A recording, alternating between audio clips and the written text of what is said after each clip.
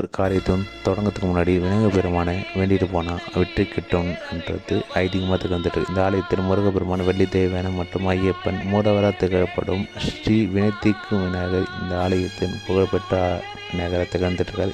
எந்த காரியம் தொடங்கினாலும் தொழில் மற்றும் எந்த சுபஜனத்தில் விநாயகரை வணங்கி தேங்காய் உடைச்சிட்டு போனால் அது வெற்றி கிட்டும்ன்றது இந்த ஆலயத்தின் புகழ்பெற்றதாக இருக்கும்.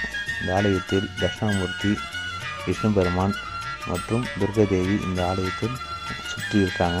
அது மட்டுமின்றி எங்கும் இல்லாத நவகிரகம் இந்த ஆலயத்தில் சிறப்புமிக்கதாக திகழப்படுகிறது. இந்த ஆலயத்தில் இருக்கும் நவகிரகங்கள் தன் துணைவியாருடன் இருக்கும் காட்சி மட்டுமின்றி இந்த ஆலயத்தில் பக்தர்கள் அருள் பார்த்து கொண்டு இருக்கிறார்கள். இந்த ஆலயத்துக்கு நீங்கள் வரணும் அப்படின்னு பார்த்தீங்கன்னா கிழக்கு தாம்பரத்தின் சுமார் 4 கிலோமீட்டரில் மகாலட்சுமி நகர் என்னும் பகுதியில் தான் இந்த ஆலயம் அமைக்கப்பட்டிருக்கு. ஸ்ரீ வினைத்தீர்க்கும் விநாயகர் அப்படின்னு சொன்னபோது இந்த ஆலயத்துக்கெல்லாம் சொல்லிடுவாங்க. இது ஒரு ஆலயம் பார்க்க நம்ம சேனலில் ஒரு ஃபாலோ லைக் போட்டுருங்க.